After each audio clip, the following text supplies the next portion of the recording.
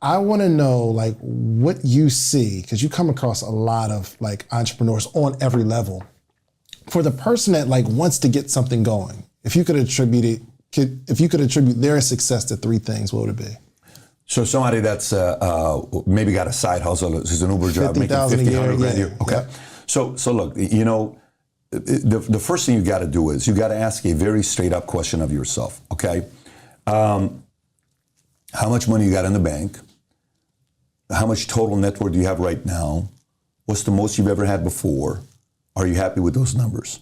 So if you said, I got 28 grand in the bank, most I've ever had is 35 grand, you know, no, I'm not happy with where I'm at, and I'm willing to change. So then you got to ask yourself, okay, if you're not happy with the results today, that means the way you process issues doesn't produce the kind of results you want. So meaning your way of thinking got you to have the life that you have today, okay? So let's unpack your way of thinking.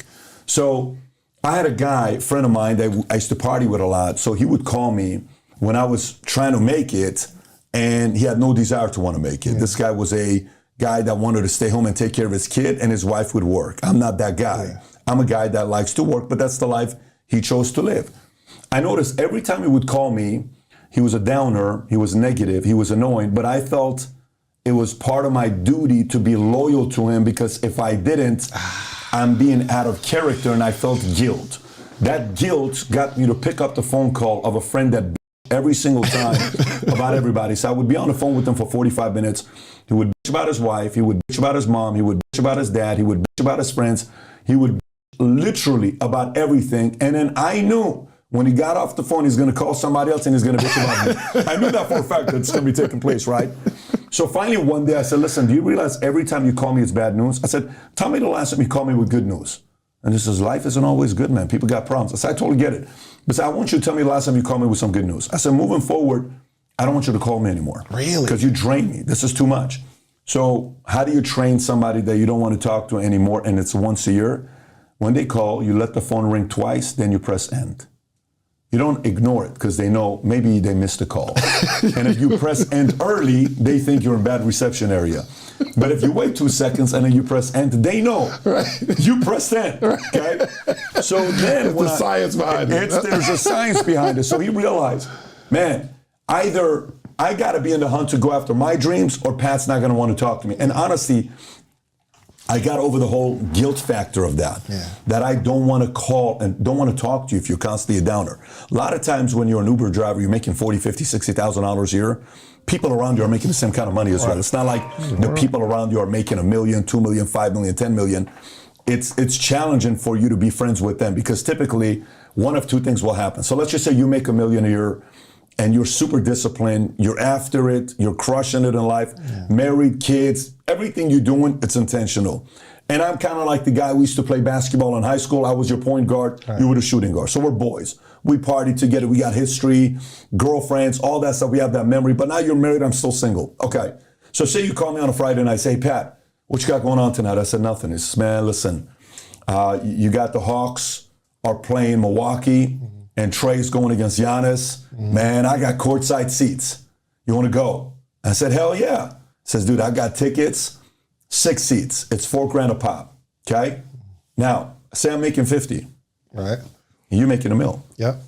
How am I going to receive that phone call when you call me? Let's process that together. One, I'm going to say, you know I can't afford $4,000 for a ticket. Why are you calling me? Two, I'm going to say, I know you can afford it. Why don't you pay for me? 3, I'm just going to make up some story to say I'm busy. But regardless of what it is, you're losing. Yeah. Not me. 1, I'm going to inject guilt in you on why are you calling me. 2, if you don't pay, I'm going to inject guilt again. 3, I'm going to have to make up some story not to go with you. Or if I spend the $4,000 to go with you, I shouldn't do it because I don't have that kind of money. Yeah. So now you are afraid to call me next time. So there's only a matter, like let's just say, hey, Christmas, my wife, we want to create family rituals. This Christmas, we want to go to Aspen, man. We got this cabin, 5 bedrooms. We want you to bring your family with you. I'm like, dude, I can't bring my family to, let's split the private jet. Let's go together, man. It's only $100,000. If you do 50, I do 50. This is not the fact that to you, your entire life is about money. And to me, my life isn't about money. You've taken those things a little bit more. We came from the same hood. We came from the same high school. We've seen the same drugs, same coke, same ecstasy, same crack, same pot, same gang, same blood, Crick, Blood Diamond, MS. Doesn't matter. We've seen the same thing, right? You changed the way you think. I did not. All right, listen. Every single week, every episode, you hear me talking about themorningmeetup.com. It's the community. Let me show you what's happening here. Every single morning, Monday through Friday, there's 400 plus people on a Zoom call, right? We're learning, we're talking, we're growing together, and this is you. There's all these people here. It's all these people in the morning meetup. Hundreds of people reading books, growing. We get together quarterly. It's amazing. And for some reason, you just keep looking at, just go to themorningmeetup.com and get in the circle. And then you'll be like way happier. Just themorningmeetup.com. Let's get back to the episode. So for people that are in that situation, let me tell you what I did this week, which was a very special thing. Did you see the interview I did with Antonio Brown? I don't know if you saw that or not. No, that was next on my YouTube list. So Antonio Brown and I are sitting together. If you've seen it, he gets upset. He says, "You idiot, you don't know what you're talking about." He's sitting right here where you're sitting. Really? It's like 4 weeks ago. He was serious. And he was serious. So it's a very, very complicated interview with AB.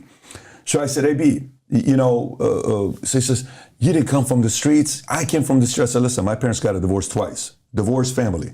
I came from the streets of LA. My dad was a cashier in Inglewood, California." He said, "Where I grew up, Liberty City, people get shot at." I said, "What do you think happens in Inglewood?" When my dad was working on that. So I grew up at Iran. We got bombed on. He says, "No, that's because you chose to join the army." I said, "I didn't have a choice. I was born in Iran. There's no choice there, right?" But let me tell you what happened. He kept telling me about Liberty City. I said, "No problem. You want to create a paradigm shift for me? I'll accept it, AB. Here's what I'm going to do." On Wednesday, I tell my guys, I want to go to Liberty City. So I go to Liberty City, and I go to find a Winn-Dixie in Liberty City. We go to that Winn-Dixie. Right across the street, there's a shooting, bodies on the ground. Cops are picking up the bodies up. And we have this on video, you'll see it.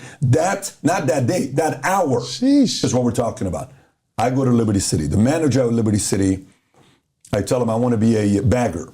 So I'm wearing the outfit of a bagger. I got the picture right here for you. I'm dressed as a bagger at Liberty City Winn-Dixie is what I'm doing, okay? I get in there, and this is me right here. I get in there, that's me. I'm a bagger, Winn-Dixie, you'll see the whole video.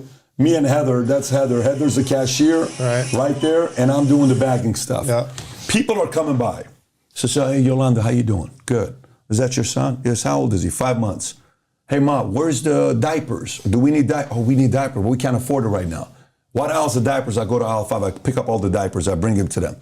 For an hour on aisle number 7, I was paying everyone's groceries. Wow. I said, "Hey, Merry Christmas, $2.80. Merry Christmas, $3.20. And then people started realizing, go to aisle 7. And aisle 7 became the popular line, right? But the entire time, one of the ladies at the end was 85 years old. She says, "Who are you?" I said, "I'm just a regular guy." She says, "No, you're not." I said, "I'm telling you, I'm just a regular guy." "Why are you doing this?" I said, "Why am I doing this?" "Yeah." I said, "Because you said you're 85. She says, "Yes." I said, "Okay. You were a teacher for 42 years. I was." I said, "My dad did this for 15 years in Inglewood. He got held up 3 times. Every time he got held up, he would give them the Bible. And he would talk about God with them. Eventually, they loved my dad because he treated everybody like regular people. He wasn't afraid of gangsters, and he didn't see the drug guy as a bad person. He just talked to the people, and he would constantly figure out a way to get close to them."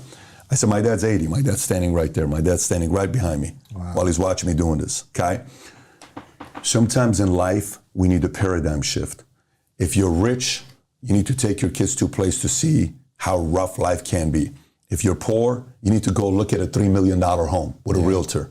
You need to go to a Ferrari dealership. You need to go to a land. I remember I used to go to a Ferrari dealership, David, and I would say, I played one game. Here's what my game was. It's a sick game I would play. I'm broke. I got nothing on my name. I'm so poor, it sucks. I'm about to go back in the army, but I would say, I want to find out if they believe I'm rich. I want to see if this Ferrari salesperson believes I can afford to buy a Ferrari. So I would go to the dealership, and I would walk around. You know what I would say? Man, the guy's ignored. He doesn't even say hi. You know why? He knows I can't afford it. He feels the vibe. So a year later, I would go back in. Still doesn't talk to me. Year later, I go back in. "How are you?" "Good."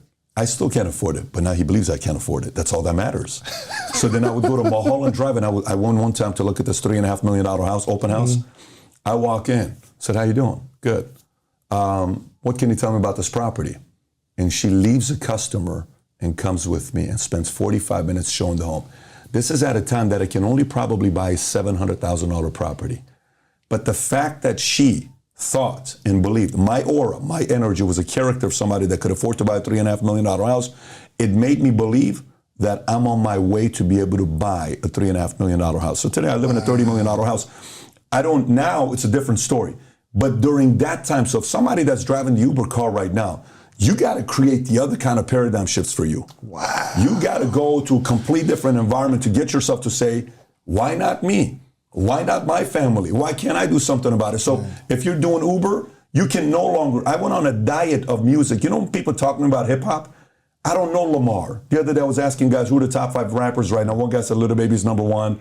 This person's number 10. They're going back and forth debating, right? You know who I know?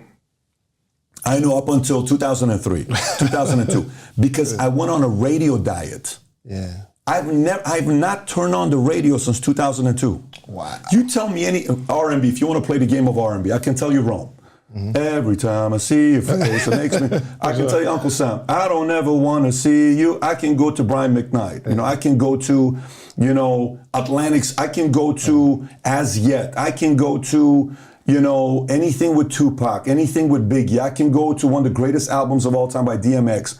I can go Mo Murda by Bone Thugs and Harmony. I think it's number 16. I can go to Blackstreet's album, tell you exactly which one is the baby making music to listen to. Don't Leave Me. I can go to Usher, tell you My Way.